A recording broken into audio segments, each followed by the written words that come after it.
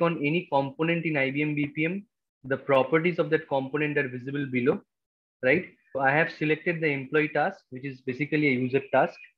And you see the properties are visible below here. So one of the properties is implementation property. Okay. And here in the implementation property, if you see, there is something called implementation, right? And just next to this implementation, there is a dummy human service, which I can see that is mapped from before. Okay. So we have to create our own human service with our own implementation, whatever we want to implement. And that we need to map it over here by clicking on select. Okay.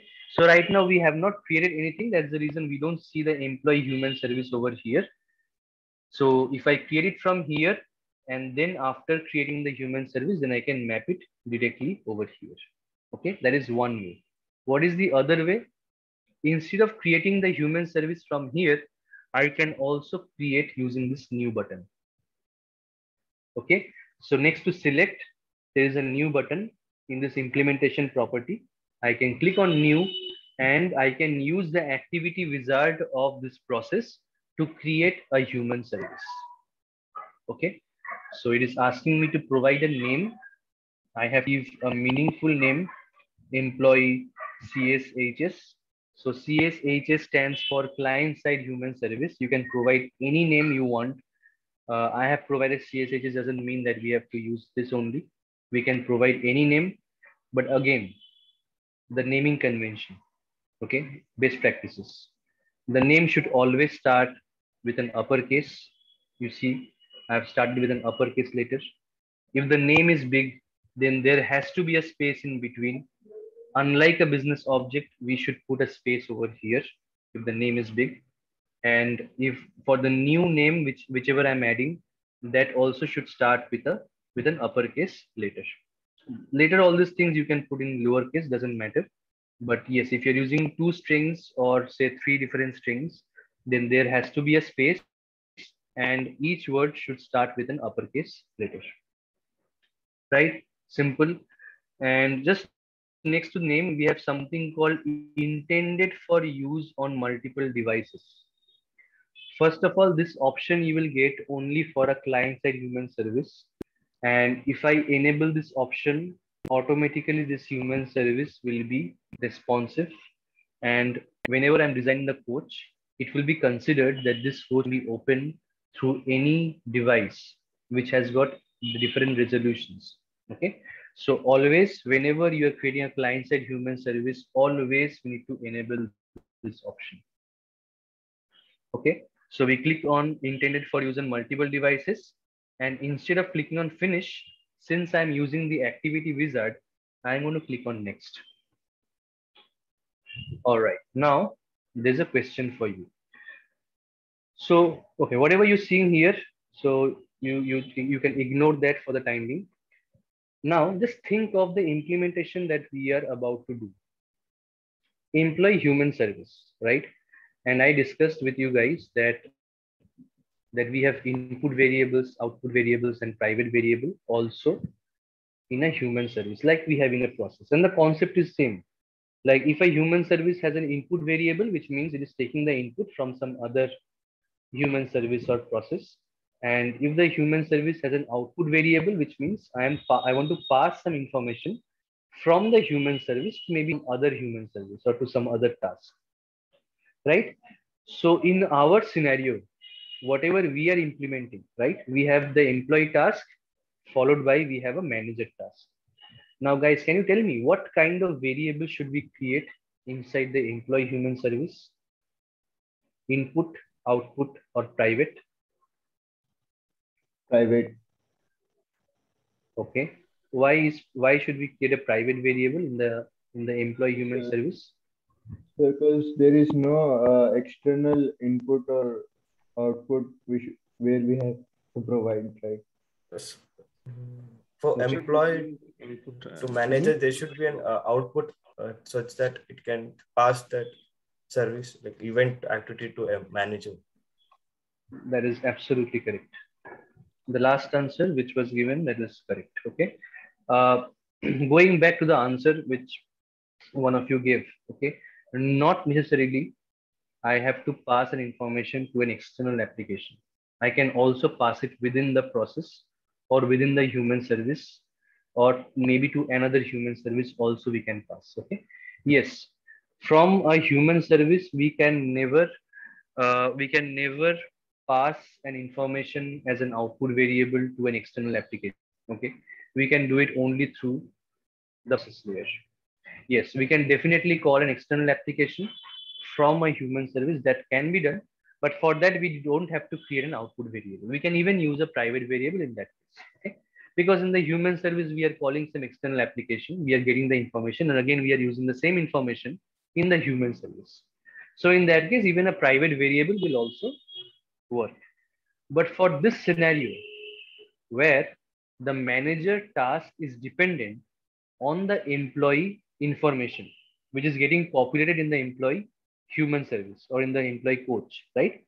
So I always need to create an output variable for this employee human service, right? Are we good with this thing? Any questions why we need to create an output variable for the employee human service?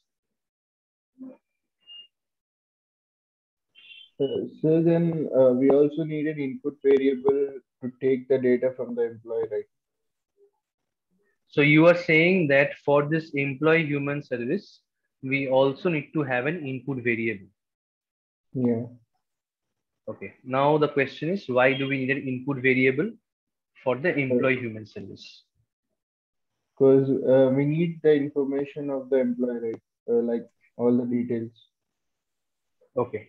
So are we getting the employee information from the process layer or from some other human service? Process layer. Okay. How can we say that we are getting it from the process layer? In this process, the first activity that we have added is the employee activity. Yes. So are we passing anything from the process to the employee activity? No, right? No. Because we are No. populating the entire information in the employee activity itself.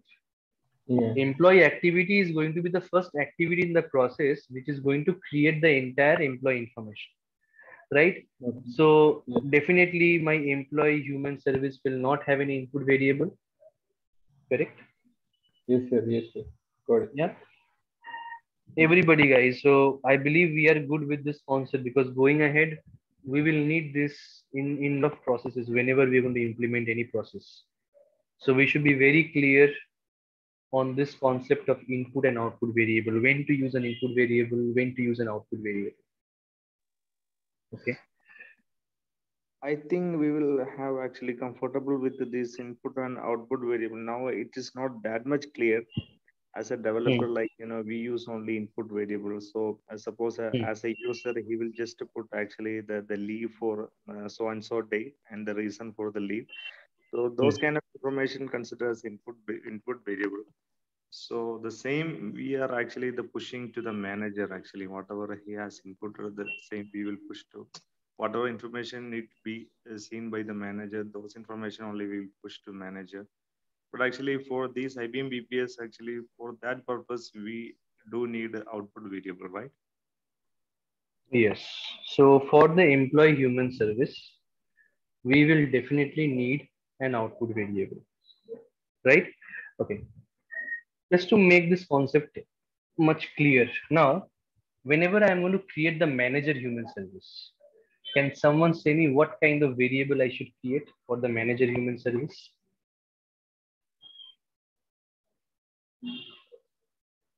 Input.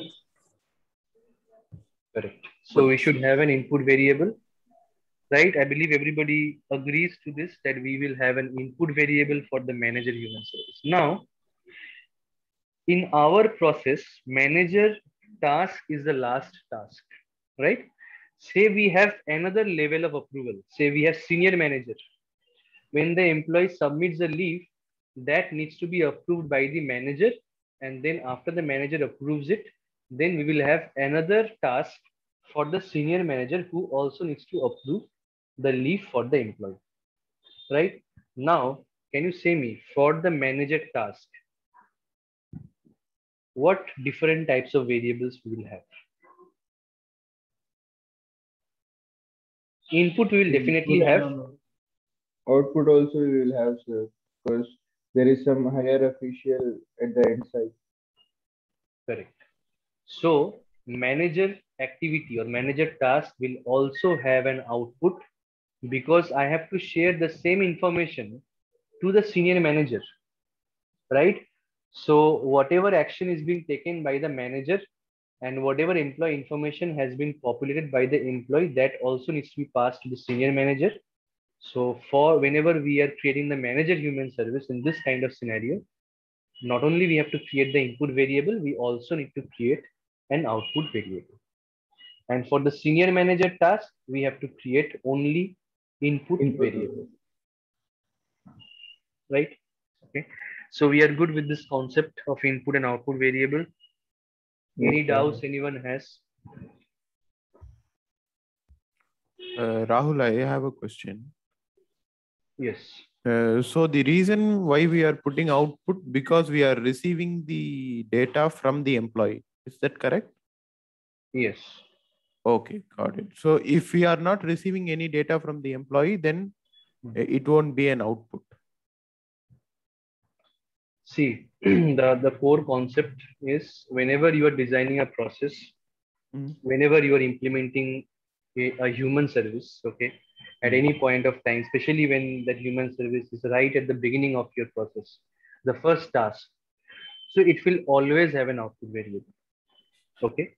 Input variable, I will need, I can have an input variable for the employee human service also. But there is a rare situation where maybe the process is receiving some input, maybe from some external application where we are getting some data like employee location. And I want to pass this information also to the first activity. In this kind of scenario, I will have an input variable. But for our scenario, we are going to design an application form for the employee human service, right? So over there, we are populating the details, everything in the employee task only. So that is the source of all the information, employee activity. So that doesn't need an input variable. It will need an output variable, because whatever information I am processing inside the employee human service, that needs to be passed to the next activity, as well as I also need to update the process variables, right? Whatever runtime data I am populating in the human service, that also needs to be updated to the process variable also. We created a private variable, guys, right? In the process layer. So that variable also needs to get updated. I'll tell you the reason later why that variable needs to get updated. But for the input and output, are we good now? Got it. Yes, sir. Got it. Okay.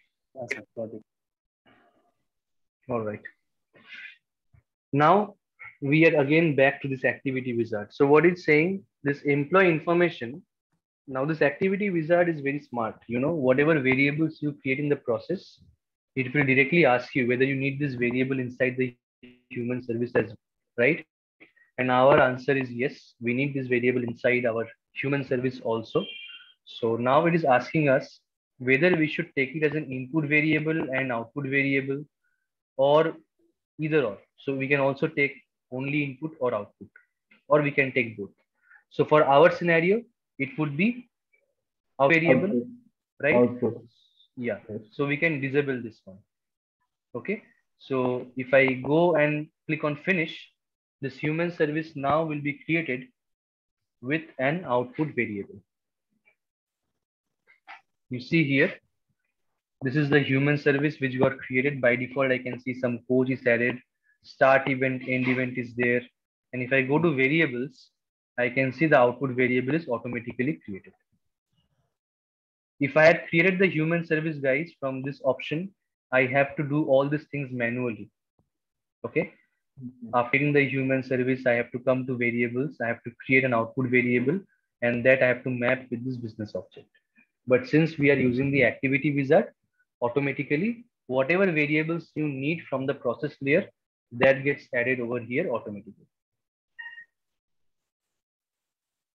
Okay, we are good. Yes, Rahul. Okay. All right. Now we will see what code we can write over here in this human service. First of all, for writing any code in a human service, in a client-side human service, on the right-hand side panel, you see there are different components there. The second component says client-side script. And the reason we have a client-side script because it is a client-side human service that we are using. And since we are directly writing the code in the browser, right? That's the reason we use a client-side script over here. Now, if I drag this over here, I have to use a sequence flow to connect this script. But going inside the script, you see, I have selected this script. So the properties of this client-side script are visible below. And you see the first property says general, where you can change the name. Okay, I can change the name of client-side script to any other label. And then we have something called script. And in this script, we can write any code, whatever we want to write for this implementation. So we will see the coding now. Now, before we start the coding, my question to you guys, whatever parameters we are seeing here, okay, whatever parameters I have added, can you tell me out of all these parameters, there will be few parameters which I can consider that whenever the coach will load for the first time in front of the employee, already those variables, already those parameters will be populated from before. Then tell me which parameter I'm talking about over here, which will be populated from before. Type of leave.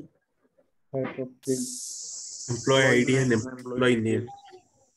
Start date and end date. No, why start date and end date will be populated from before? Type of leave should be populated before. Type of leave. Type of leave only. Correct. So type of leave will be the variable, will be the parameter, which will be populated from before. Employee ID and employee name, I can still consider that, okay, the employee can fill up. I can give that option of filling up the employee ID, employee name. But type of leave will definitely be populated, right? So if I have to populate this type of leave, so I need to populate this type of leave before the coach, right? Whenever the human service will be triggered. So if I just connect the sequence flows, you will understand.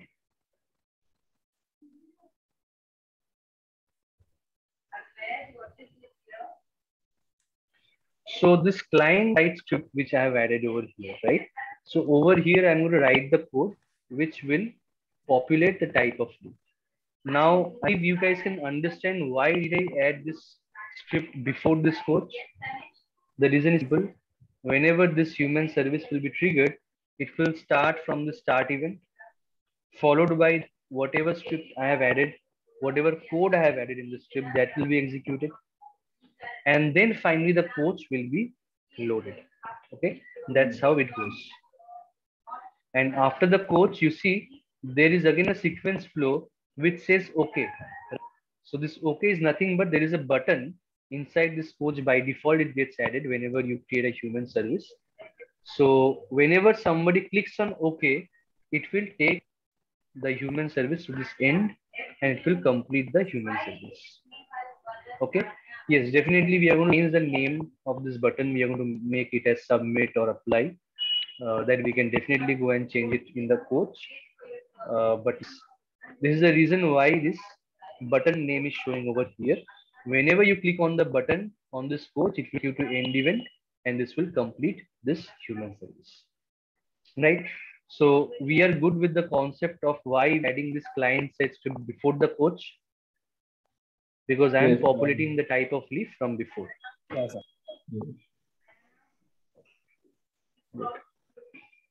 All right. So now it's time to see how the code can be written. Okay. Very, very attentive over here. This kind of implementations will be there. You have to do a lot of this kind of implementations in your project and in the use cases which will be given to you guys. Now, see this very carefully. I have a business object called employee information.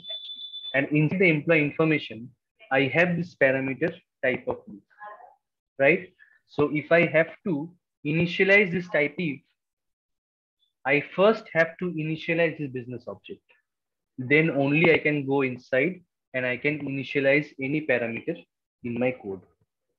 And for say employee ID, if I have to assign some value to this EMP ID by writing some code, first I have to initialize the business object. Then only I can go inside and I can assign any value for any of these parameters in the client side script. Okay.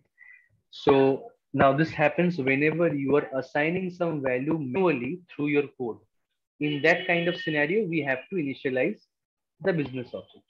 Now think of a scenario where we don't have to populate anything from before. Whenever the coach will load, then whatever parameters or whatever coach views we are using, text boxes, rounds, and whatever things we have, nothing will load anything for the first time. So we have to go and manually add the data in the application form for every field. So in that case, we don't have to initialize the business object, right? Because we are not assigning any data manually through the client side script.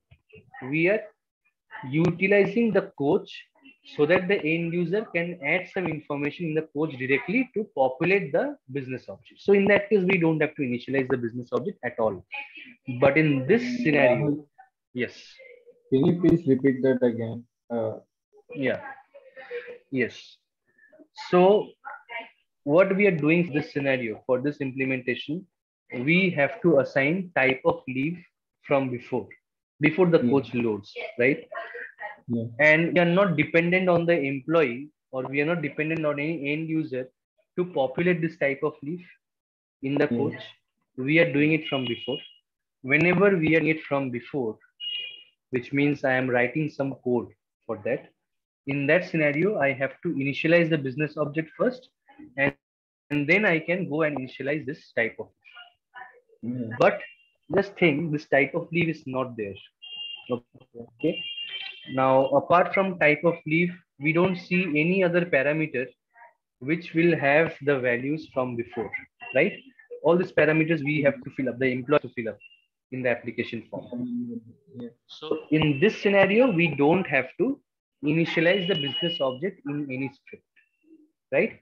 Because we are giving the end user the feature to add the information directly on the coach views, which will populate these variables automatically. Okay. Okay. So now let's move on. Let's see how we can initialize the business object, and then we will see how we will initialize this parameter. Okay. So we'll go back to the diagram, and we are inside this client side script. So I'm going to change the name, a meaningful name. So I will give a name, say Populate type of leaf, right? We are doing this population of leaf types over here. So I'll just give the name Populate type of leaf. Now we go inside the script, okay, and he can write some code. You see at the top, some default syntax is being given for us, for the developers. So you can refer this syntax, and if you want to write a code, you can refer this and you can write your code. Okay, that's the reason they have provided this syntax. Now, how do we initialize a business object? Okay, first is how to write a variable. So here you see the variable employee information. It is mapped with the business object employee information. So how can I write a variable in a code? That let's see that. So we have a variable called employee information. If I have to represent that in my code, I have to write it in this way: tw dot local dot employee information. I'm going to explain everything. Okay, don't worry. So here, this variable employee information, we created only this variable, but I am also adding something called tw dot local dot. What are all these things? TW. So basically, this is a naming convention that we follow whenever we are writing any variable in a code. Okay. Now, what does TW stands for? TW stands for Teamworks. Okay. So TW stands for Teamworks. And what is teamwork? Anybody is aware? What is teamwork?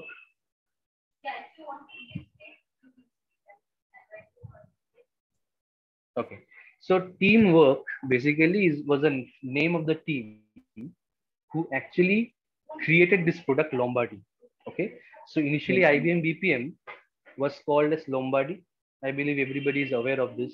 If you go back to the history of IBM BPM, then Lombardi was the first, basically it was a company or an organization which first created this product and gave the name as Lombardi. Later on IBM, they went and they bought the entire license and they acquired this Lombardi, and it was renamed as IBM BPM. That is something that we should all know about the history of IBM. So the product team who created this product Lombardi, the name was Teamwork. Okay, and going forward, whenever they implemented this concept of variables in IBM BPM, TW was added for this reason. There is no technical knowledge for this, like TW is there. Yes, definitely. If I don't use TW, then definitely will throw me some error. It will throw me some syntax error. We have to mention TW. But yes, TW stands for teamwork. And yes, I mean, from a very technical perspective, there is no such thing that why we are using TW. It is maybe because that since they have created, so that's the reason we are using TW as an abbreviation for over here. Okay. So if I go back, that is what my TW stands for. TW, then I have provided a dot. Okay. And after dot, I have provided some name called local. In IBM BPM, any variable the developer creates, it's a local variable. Always remember, any variable the developers are creating, it is always a local variable. Any variable that are being provided to us by IBM BPM, that is considered as a system variable. Okay. Any variables which we are creating as a developer, I created this employee information right today. So this employee information is a local variable. There are certain variables which are being provided by IBM BPM. Okay. For example, whenever we will have a session on exception handling, so say I want to identify an error at any point in the process. So there I have to use a system variable called tw.system.step.error. So that will give me the error which has occurred on any of the activities in the process. Okay. So there are system variables, there are local labels, and yes, we can also add an EPV over here. In that case, it will be tw.epv. And if you're using an env, it will be t.env. Okay. So right now we are using a local variable. That's the reason I have added local. After local, I have added dot. Why we are giving a dot after local? The reason being, if I want to see what local variables are available in human service, I can see it over here after putting a dot. Now the suggestions, guys, which I'm getting after putting a dot, how I'm getting suggestions from your keyboard, you can use control space bar. Whenever you use control space bar, then you get suggestions after dot. You see only one suggestion I'm getting because I only have one variable over here, right? I only have one variable. If I have one more variable, as I say a private variable I have, say, let me remove this output. Say I have a private variable, say employee location. This is again a variable which has been created by a developer. Manually, I've created this. So if I go back to my diagram, if I go back to this code, if I remove this employee information, after local, I have a dot. If I put control space, now I see two different local variables are there. So I can use any one of them in my code. Right? We are good with this. This part clear? Yes, sir. What is it? Okay. Everybody is clear. What is a local variable? Yes, Rahul. Yes, Rahul. Okay. All right. So now we need to initialize this variable, which has been binded with the business object, right? That is what I said. That first we need to instantiate, and then only we can go inside and we can find some value manually in the code, right? So how do we instantiate a complex object or a business object? Very simple, equal to curly braces. That's how we instantiate or initialize a business object. Okay. See at the top, you have the syntax given. How to instantiate or initialize a complex object. Complex object means a business object. Okay. So this is how we initialize. Okay. Now, this is the syntax of a client-side script. I'll just copy this down and paste it here. This is the concept of instantiating or initializing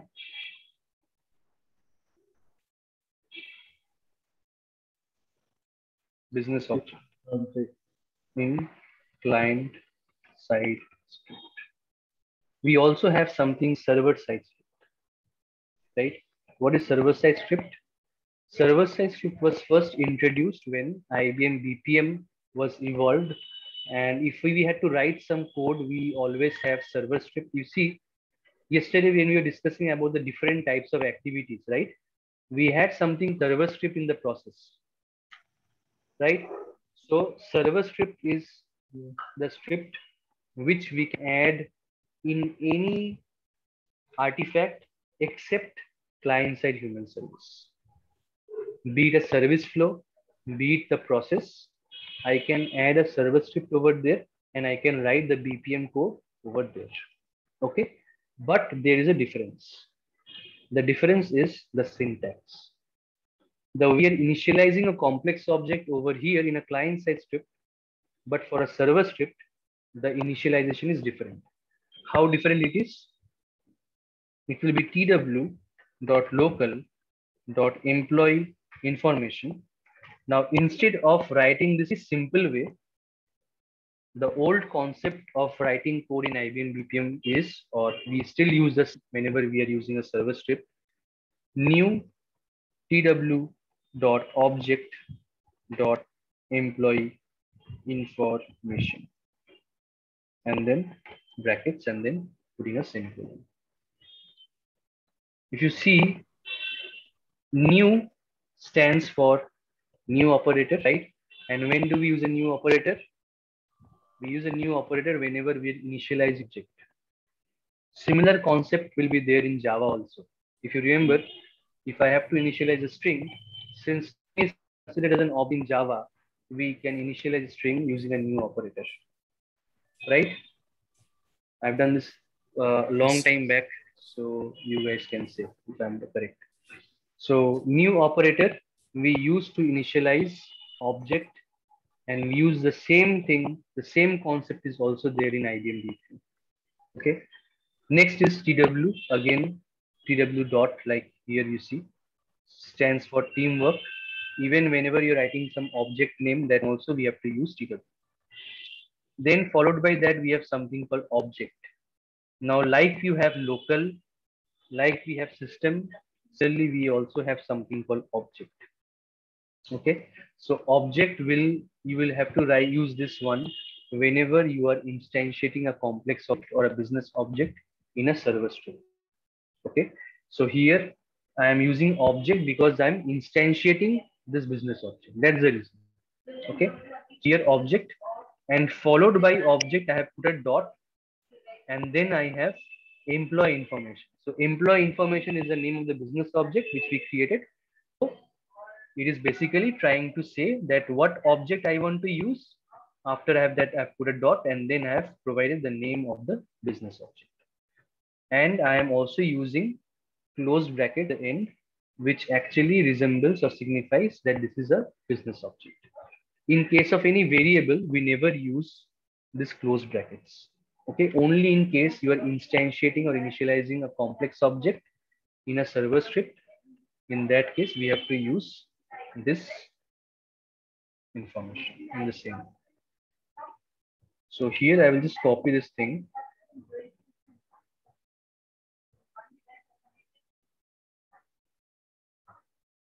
Okay, this looks difficult. Any questions on this part?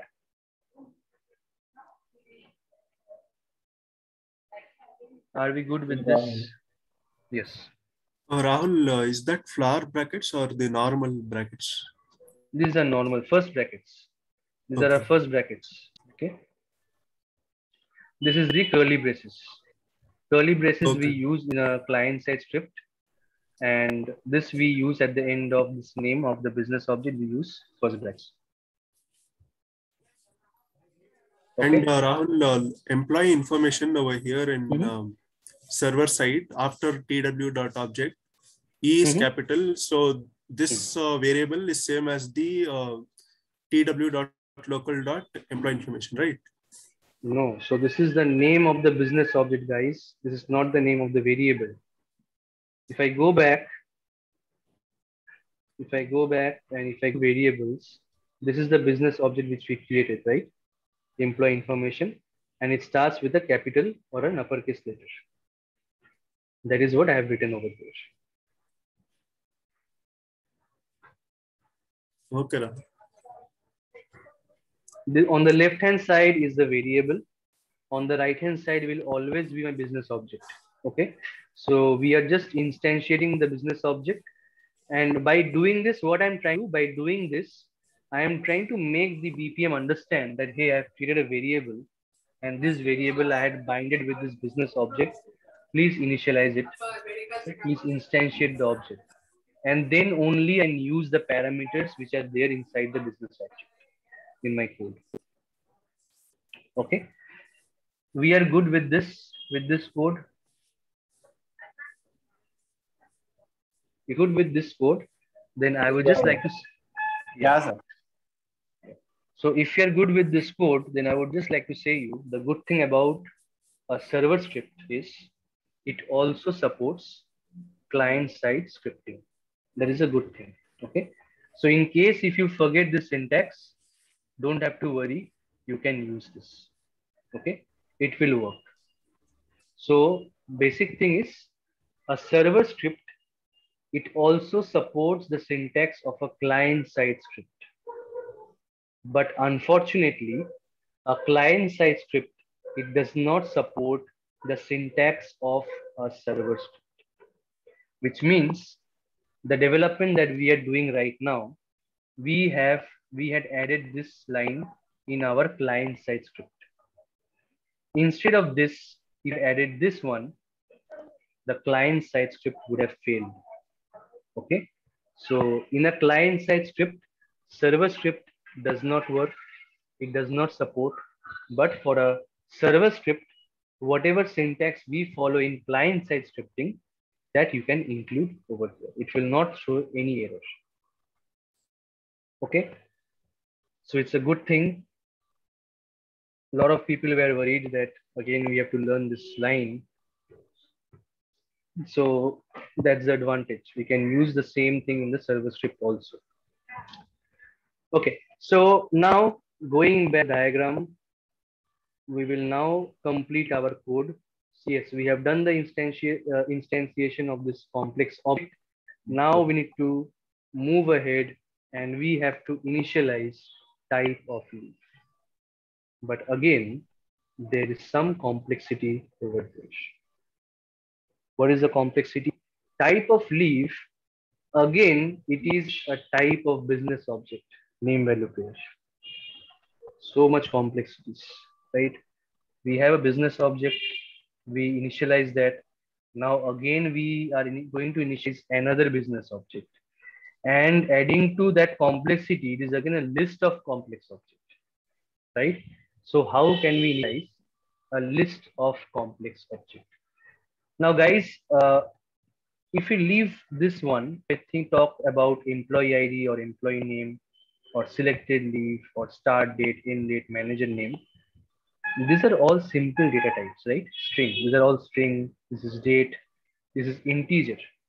Now, if I have to assign a value in my code directly on these parameters, I can do it right away.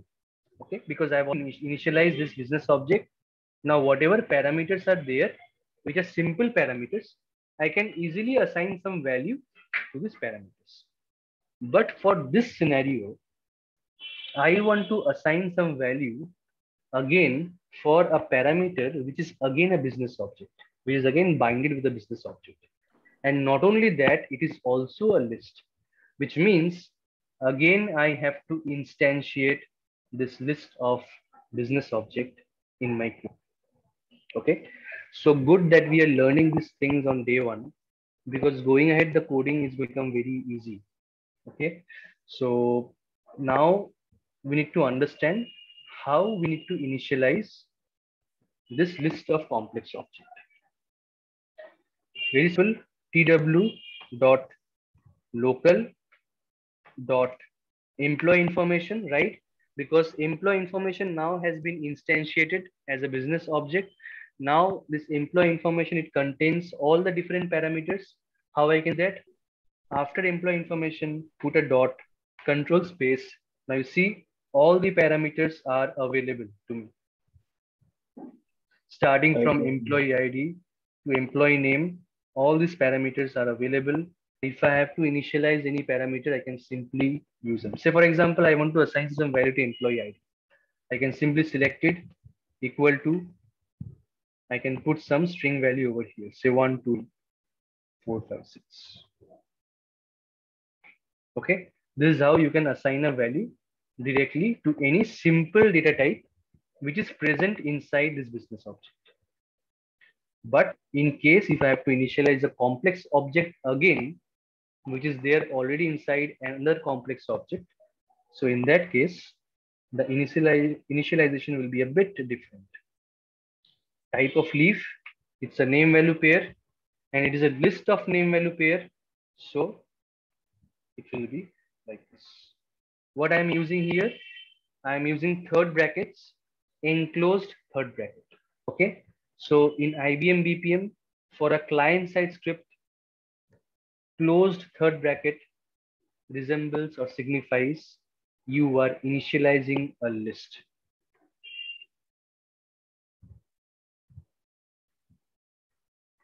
And what is enclosed in brackets or curly braces?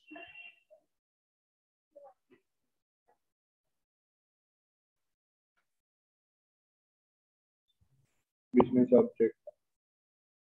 Okay. Always we need to remember this. If you're working in IBM BPM throughout our life, we have to remember this thing. Okay. Never forget these things. All right. Now we have initialized this type of leaf as a list. Now just think if there was a list of string. If there was a list of string, then the initialization would have been much more simpler, because I don't have to initialize the list of string in this, because string is considered as a simple data type in IBM BPM. Okay, so the initialization also would have been very easier. But here, since it is a list of name value pair, which is a business object, we will consider each index as an object. Okay, what do I mean by index in a list? Anybody has the idea? What do I mean by an index of a list? The options Locations. that we are going to, locations for the options in a list. No. So say for example, List of variables. Yes. I'll explain more. Say for example, if I have an array, how do we store data in the array? If I have 5 data in the array, then how we can store it? We store it in the form of index, right? 0, 1, 2, 0 to 4. 3, 4. Correct. So same way, we are using a list over here. So this will also have an X, right? But since it is a list of name value pair, which is a complex object, I am going to consider each index as an object. What I'm trying to mean, let me write it down. You guys will be able to understand. Okay. So let me write it down in this way. tw dot local dot employee information dot type of leave 0 is equal to curly braces.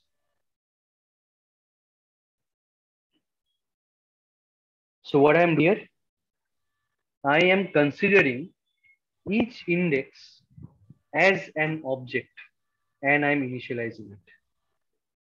Whenever there is a list of complex object, guys, if you have to initialize it, you have to initialize it in the same way which I am doing over here. What I have done, I'm repeating this again. First, I initialized the list. That is the first thing you have to do since it's a list of business object. So first we have to initialize a list.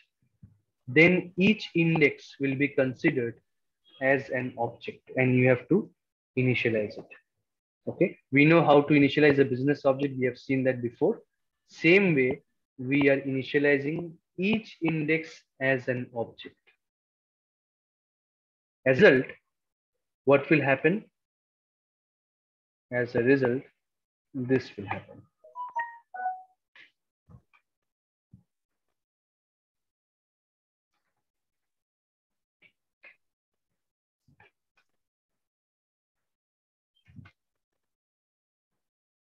So for the time being, I'm keeping both name and value as same because we are not using a database.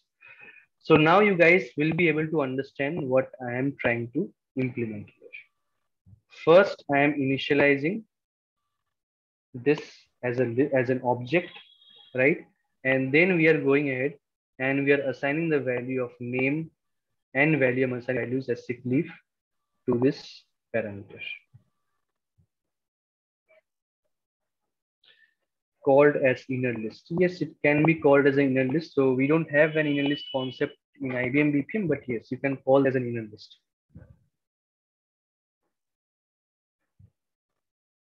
Okay, so similar way, guys, you can copy this and you can paste it again and just change the index 1. And now this will be casual leave. Again, I can copy the same. And here I will change the name to say patient. For the time being, let us use only 3 different leaves. If you want to add more, you can add more, not an issue. We can add as many as we can. But since I'm showing this a POC, that's the reason. Let us stick to these 3 different leaves.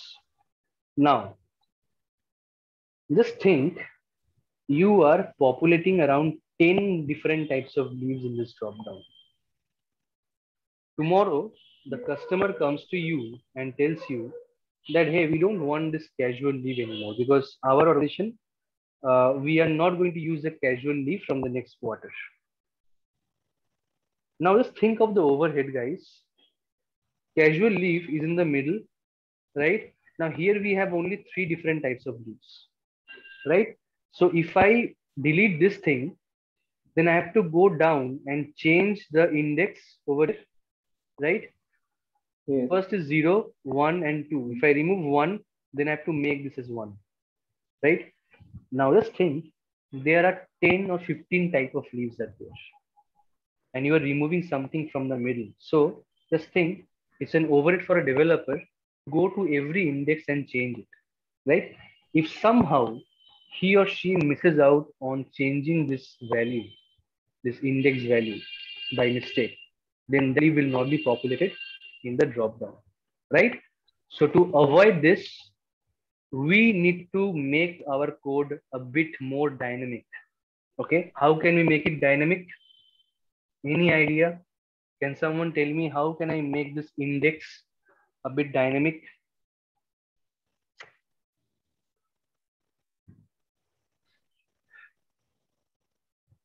Okay, I'll say you. So here I can take a counter, right? And I can add counter over here. And after every index, I can add the counter. I can increment the counter by 1, right? So tomorrow, if I have to remove this one, I don't have to go and change the index for the others below, right? So everywhere there will be counter. If I'm removing this thing, then I just have to remove it. I don't have to change the value of any index manually. Okay. So what I'm trying to say here, let us see. I will use a JavaScript variable over here. Okay. This is how you can create a JavaScript variable. Where is the thing that we are using here? We are using where data type.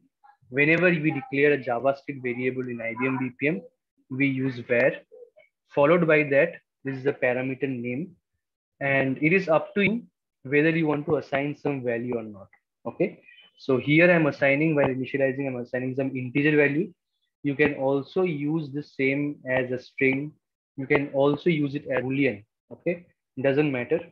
There is no separate way of declaring different data types in JavaScript in IBM BPM.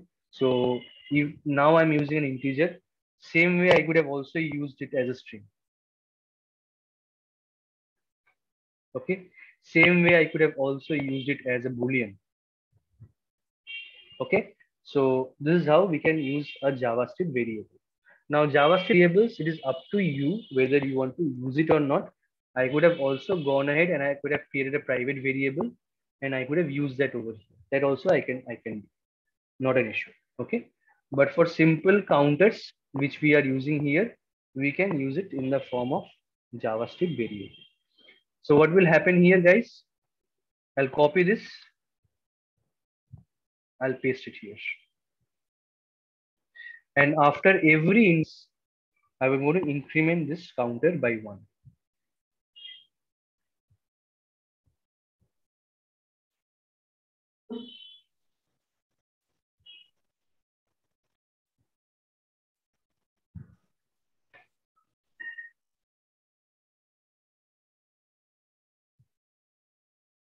So this is the last index, so we don't need to increment it anymore.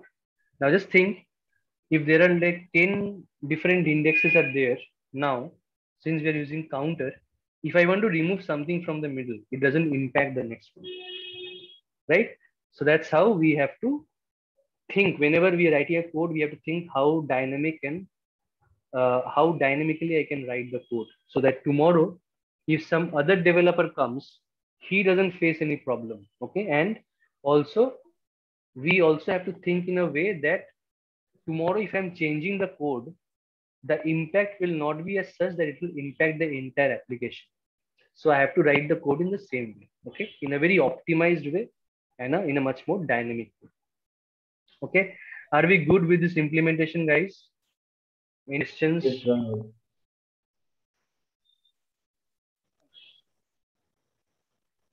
Yes, Rahul. Okay.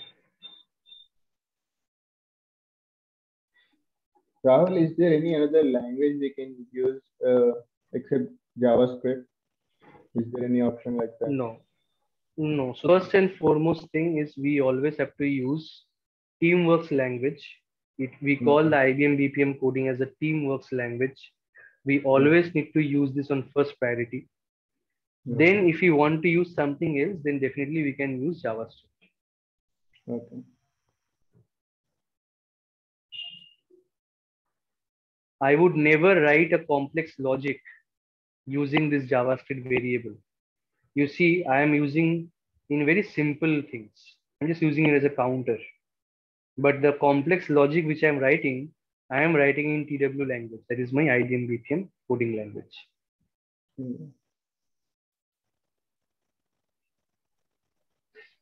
Okay. If we don't have any questions, we move forward. So I'll not take much time. So maybe another 5 to 10 minutes I'll take, and then we'll complete. So here, guys, now we are going to design the coach. Now you already see the coach is designed, right? Now, why this coach is designed from before? Because we had used the activity wizard to create this human service. Okay, whenever you are using the activity wizard to create a human service, automatically your coach will also be designed. Okay, but we will definitely delete this thing. This entire thing will delete. We are going to delete. We are going to create this coach or design this coach from scratch. Okay. So this button was there. This is a button which says OK, right? You see here, whenever you select any, again, the same thing. Whenever you select any component, even if it's a coach view, you can see the properties of the coach view below. Okay. So we have so many properties, as well as if you see the general property, we have the common property where you can change the label of this, but I will change the label to apply. And on the right hand side, you have the behavior property where you have something called binding, where I can bind my variables over here. Okay. So if I want to bind a variable with this button, then I can create a variable and I can bind it over here. Okay. So right now we don't require any variable that is to be binded with a button. So we can avoid it, we can ignore it. But we will start adding the coach views which are available to us from Spark UI toolkit. Okay. So we're using BPM UI toolkit. If I go on the left hand side, guys, you see there is something called toolkits over here. If I expand it, BPM UI toolkit we are using. BPM UI toolkit 8.6 is the latest one. If you go and verify this in your BAW, whether it's a licensed version or the cloud or trial version, you will see 8.6 BPM UI toolkit is being used over there. Okay. So initially this toolkit was named as the Spark UI toolkit, which was renamed as the BPM UI toolkit from 8.6 version. Till 8.5.7, I believe it is named as the Spark UI toolkit. And the Spark UI toolkit was first introduced in 8.5.7. And later on in the 8.6, they gave a full version of this toolkit. It has many coach views which you can use depending on the requirement. We are going to use some of them in our implementations going ahead and even today. So let's start. So first thing we are going to add is a text box. And for a BPM UI toolkit, the name of a text box is plain text. Okay, why it is not coming here?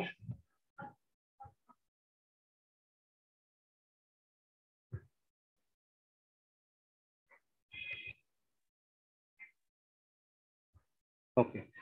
Okay, now the thing is that in BAW, the name of the coach views have changed. Okay, so I'm using BAW actually for my client, the licensed version. So over there, since it is BAW, the name of this coach view has been changed to plain text. Okay, since it is 8.6, we still name text or text box. So this the same implementation is there, the same coach view is there, but the name has been changed as plain text. The rest are the same. Mask text is there, output text is there, text area is there, text editor is there. But this one, the new name for this coach view is plain text. If you have registered yourself in the BAW on trial version, if you want to implement this coach, please use plain text. Okay, there is something called plain text which you can use. So I drag this here at the top. And similar way, I will change the name, empty ID. What else we have? Employee name. Employee name.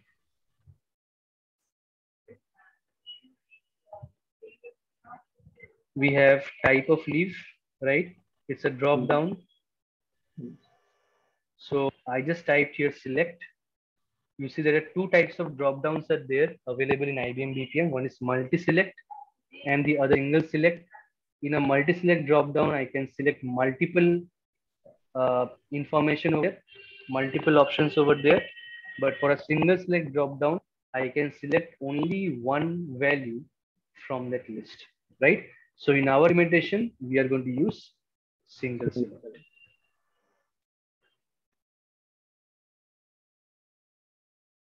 Type of. What else we have? We'll see it from here. We have start date, end date. So go back again to the coach. So we have something called date time to push. So we'll drag it.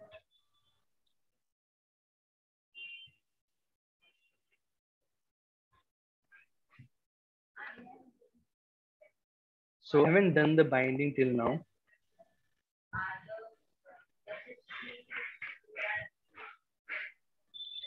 Okay, what else we have? We have reason of leaf, right? Okay, we have leaf duration also, right? So Duration.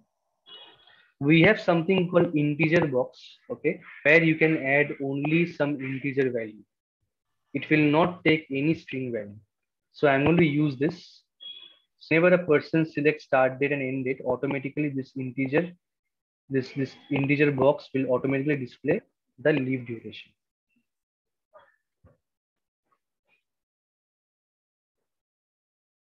Okay, what else we have? We have reason of leave, and I'm going to use a text area for this. Why I'm using a text area, not a text box? Because the reason can be big, right? So only a text area can support that.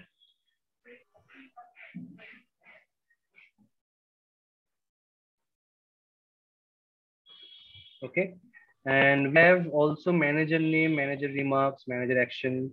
All these things are not required in this human service. We will be needing this in manager human service. Okay, so now what we are left with? We are left with mapping this variable, mapping this code use with the variables. So one by one, we will map it. So employee ID, I'll do the mapping. Here, EMP ID. You see how I'm doing the mapping. I'm clicking on select. The output variable created, I'm expanding it, and I'm mapping the name. Type leave, I'll come right at the end. We have to discuss on this. We'll come at the end. Okay. Start date.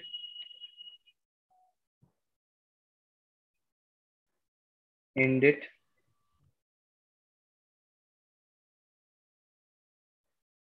Leave duration. And reason of leave. Now, coming to now, whatever we have the mapping is very simple. Text boxes, text area, then your buttons. If I have to do some binding with the button, that is also very simple. In case of a drop down, the binding is a bit different. Okay, we need to understand the code view, then only we can bind the proper or variables at the correct position.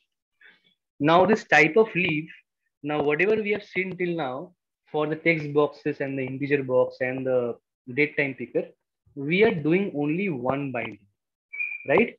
But in case of a drop down, we have to do two binding. What are those two variables which we have to bind? One is a type of leaf where I have populated the list, and the other is selected leaf. This also we need to map, because the person who is going to select the drop down value, only one value, I need to assign that value in this variable, right?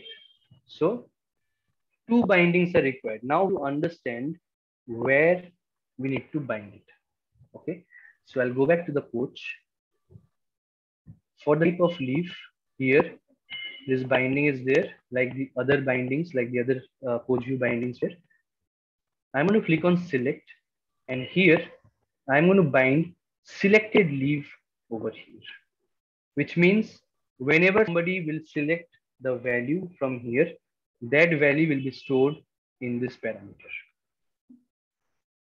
Now the question is, where do we need to bind the list?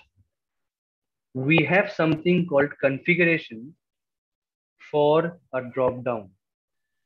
Okay, and in this configuration, we have to configure the list of name value pair which we have created and populated in a client side script. Here we have something called items. Okay, let's discuss on this. Okay, so here in the items option, we have the first thing says item lookup mode. There are different item lookup modes are there. The first one says start empty. Start empty is always selected by default. And the reason is, whenever you are first designing a human service, whenever you're designing the coach, whenever you're dragging a drop down, start empty will always be selected. The reason is it's a dummy option is there in the first, it will not have any value. If you have to include some value, if you have to map some value with the down, then I have to use any of these options which are there below. What options do we see? Items from service, items from static list, items from configuration. Start empty is only for dummy implementation. You have added the drop down, but you still not have implemented anything over there, so it can remain as start empty. Okay, it will not throw any error. But if I am mapping some variable, if I want to populate some value in the drop down, then I have to use any of these options over here, right? So we need to know now which option to use when, right? First option says items from service. Whatever leaf types we are populating now, guys, we are not getting the information from the database. Say we have a database table and I want to get this list from the table. Then in that case, I will be using items from service. Got it? When to use items from service, we are going to use items from service whenever I am making an external call, maybe to a database, to get the information or to get the list of leaves from there. For that, I have to implement the service separately, and that service will interact with the database and will give me the information over here. Okay, we'll see this implementation whenever we in the database session. That time we'll see this implementation. Okay, this is my items from service. Items from static list. Exactly what we are doing right now. We are populating a static list in our code in BPM, and we are doing it with the help of a client-side script.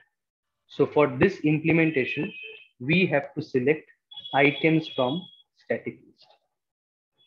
Okay, whenever you select, guys, item service, the next option is list item service. Here you have to bind that service which will interact with the database.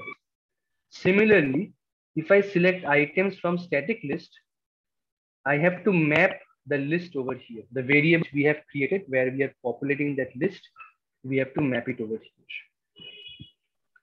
The last option is items from config option. Say we have two drop downs. The first drop down will populate the list of countries, India, USA, like this. There are different countries, Germany, all this will be populated in the first drop down. And again, drop down will be list of states. Whenever you select India, automatically the list of states will populate the states of India. Whenever you select USA, automatically the second drop down will populate the states of USA. Whenever I select Germany, it will automatically populate the list of states in the second drop down for Germany. Right? In this kind of scenario, when there is a dependency with another drop down, when I'm implementing a drop down and this drop down has a dependency on another drop down, there we need to use items from config option. We have a session on this. We have a session on data change very soon. So that time we'll understand this option. Okay. For now, for our implementation, we are going to use items from static list. And whenever you get items from static list, go down, you have the static list option. Next to it, you have a button, right? This purple color button you have. Click on it. Automatically, it will allow you to map any variable over here. Okay. How can I map it? Whenever I click on this button on the right hand side, the select button is enabled. I can click on select and I can map my variable over here. Okay, we see this employee information type of is now mapped over here. Okay, if I save it, if I try to run this human service now, you see on the top right corner, I have a run button. If I click on run, then this human service is now triggered and I will be able to see whether everything is coming properly or not. I can see everything is coming properly, but what I want to see whether this type of leave is now populating the list or not. And I can see the list is also getting populated. As soon as you select sick leave, automatically this value will be stored in selected leave parameter. Okay, so we are good. These things will be seen. We'll be seeing these code views again. So our employee human service, yes, we have completed the design and everything is done. But still, since some few implementations are left, like for example, whenever you select start date and end date, automatically the leave duration will be calculated. Okay, so this thing we'll see on the next day. For you guys,